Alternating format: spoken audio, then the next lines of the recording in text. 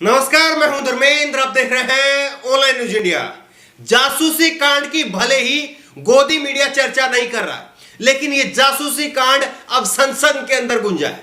संसद के अंदर इसकी गूंज सुनाई दी है और सबसे बड़ी बात यह है कि अब सीधे सीधे नरेंद्र मोदी का, अमित शाह का इस्तीफा अब मांगे जाने लगा है। जासूसी कांड जो हमने आपको बताए थे सुबह खबर कि किस तरह से इजराइल का एक सॉफ्टवेयर पेगासस एक सॉफ्टवेयर है और उसके जरिए जासूसी करवाई जा रही थी, जिसमें देश में नामचीन पत्रकार हैं, नेता हैं, उन तमाम नेताओं की, पत्रकारों की, जजों की जासूसी करवाने की खबर सामने आई थी। लेकिन इस पूरे मुद्दे पर गोदी मीडिया में सन्नाटा है। लेकिन आखिरकार यह मुद्दा संसद के अंदर गूंजा है और संसद के अंदर अब इसको लेकर के नरेंद्र मोदी का इस्तीफा तक मांगे जाने की मांग उठने लगी है। ये खबर आप देखिए, जासूसी कांड गूंजा संसद में और मांगा गया, भारी हंगामा हुआ है और किस तरह से नरेंद्र मोदी का इस्तीफा मांगा गया है, यह भी खबर आपको दिखाएंगे। लेकिन आप देखिए कि संसद के अंदर नोटिस दिया गया था, बाकायदा ये नोटिस दिया गया था संजय सिंह की तरफ से। संजय सिंह ने ट्वीट करके कहा है कि पत्रकारों विपक्ष की जासूसी के खिलाफ 267 का नोटिस दिया गया है। दो जासूस करे महसूस की दुनिया बड़ी खराब है। ये संसद के अंदर 267 का नोटिस जो है वो जारी करते हुए संजय सिंह ने कहा। संजय सिंह ने कहा है कि इस पर चर्चा होनी चाहिए, इस पर समय उन्होंने मांगा है और नोटिस दिया है। बाकायदा नियम के कायदे के तहत जो है वो नोटिस दिया गया। लेकिन सबसे बड़ी बात यह है कि संसद में सभापति वेंकैया नायडू चेयर पर थे और उन्होंने इनको सुना तक नहीं। किस तरह से आप ये देखिए कि नारे लग रहे हैं पीछे संसद के अंदर कि तानाशाही नहीं चलेगी। नोटिस दिया गया बाकायदा, नोटिस के बावजूद जो है वो संसद के अंदर इसकी सुनवाई नहीं। दो जासूस करे महसूस की दुनिया बड़ी खराब है, जासूसी करना बंद करो।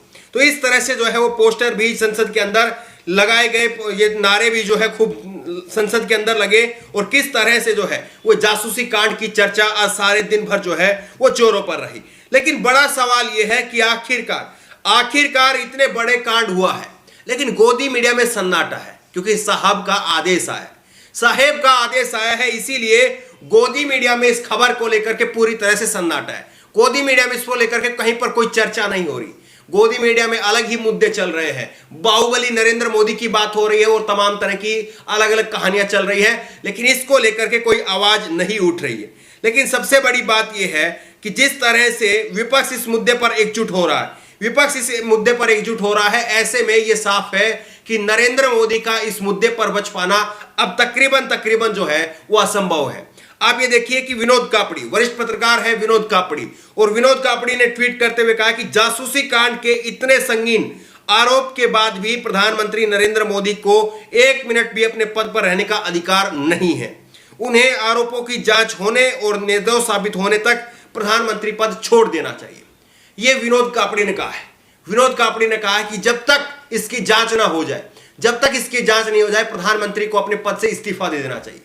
हालांकि ऐसा मुमकिन होता हुआ दिखाई नहीं देता, क्योंकि इस्तीफा होना और वो भी नरेंद्र मोदी का होना, आप जासूसी कांड में खुद अगर नरेंद्र मोदी का नाम आ जाए तो भी शायद वो ना दे।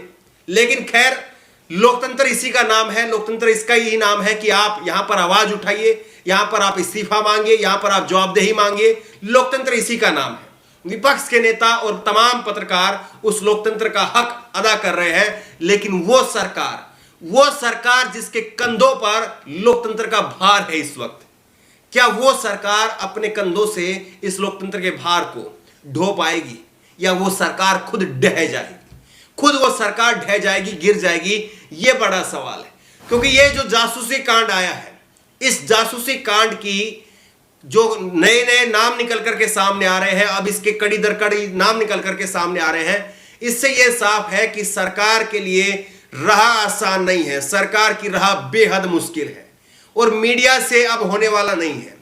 मीडिया के समानांतर में जिस तरह से सोशल मीडिया खड़ा हो गया है, जिस तरह से ट्विटर के ऊपर लोग इसको ट्रेंड करा रहे हैं, पेगासस ये फोन टैपिंग का जो मामला है, इससे यह साफ है कि यह सरकार के ऊपर ये जो मुद्दा निकल करके आया है, ये मुद्दा इस बार भारी पड़ने वाला है। रविशंकर प्रसाद ने भी इसको लेकर के प्रेस कॉन्फ्रेंस की और कहा कि हम सिरे से खारिज करते हैं यानी कोई जांच नहीं, कहीं पर कोई सरकार इसमें कहे कि हाँ किसी की संलिप्तता है या नहीं है, किसी को देखा जाएगा नहीं देखा जाएगा, सीधे तौर पर कह दिया कि हम इसको सिरे से खारिज करते हैं। और उल्टा द वायर ने ये जो खुलासा किया है, द वायर हमने आपको पहले ही बताया है कि उन 16 मीडिया संस्थानों के अंदर है जिन्होंने पूरा खुलासा किया है। द वायर के ऊपर उल्टे सवाल उठा दिए, द वायर के ऊपर, एमनेस्टी के ऊपर सवाल उठा दिए कि ये पहले भी भारत विरोधी एजेंडों में शामिल रहे हैं। यानी जो भी सवाल उठाएगा, जो भी सरकार से पूछेगा, उसको ये लोग देशद्रोही कह देंगे, उसको कह देंगे कि भारत के खिलाफ काम कर रहे हैं।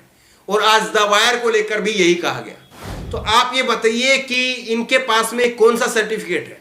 जब इनसे पूछा जाता है, सीधा सवाल होता है, पॉइंटेड सवाल होता है कि आप ये बताइए कि अगर संसद में अगर ये मुद्दा ना उछाला जाए, ना पूछा जाए, तो फिर कहां पर पूछा जाए? सरकार से कौन से प्लेटफॉर्म पर से पूछेंगे? लेकिन सरकार अपनी जवाबदेही से बच रही है, लेकिन सीधे सीधे इसकी आंच, इसकी जद में अब खुद प्रधानमंत्री नरेंद्र मोदी आ चुके हैं।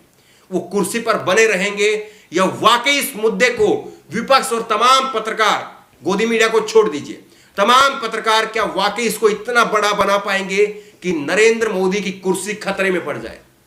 क्योंकि इस तरह के कांड इतिहास में गवाह है कि जब जब इस तरह के कांड आए हैं तो सरकारें चली गई हैं, ये गवाह है। और आकर वाकई ये मामला इस तरह से उठा और ये मामला वाकई इस तरह से पॉपुलर हो पाया, तो ये सरकार जो है उसकी साख पर बट्टा लगना तय है। बहरहाल जिस तरह से इस जासूसी कांड के बाद में नरेंद्र मोदी का इस्तीफा मांगा जा रहा है, संसद के अंदर इस मुद्दे को उछाला जा रहा है, बार बार ये मुद्दा संसद के अंदर गूंज रहा है, इसको लेकर के आपकी राय क्या है? नीचे कमेंट बॉक्स में अपनी राय जरूर दें। और इसी तरह की तमाम खबरों के लिए ऑनलाइन न्यूज इंडिया को सब्सक्राइब करें, साथ में जो बेल आइकन है घंटी उसको जरूर दबाएं। और साथ ही इसी तरह की तमाम खबरें लगातार पढ़ने के लिए, 24 घंटे पढ़ने के लिए ऑनलाइन न्यूज इंडिया की वेबसाइट को भी जरूर फॉलो करें। धन्यवाद। इस खबर को अभी लाइक करें, शेयर करें, अभी चैनल को सब्सक्राइब करें और घंटी जरूर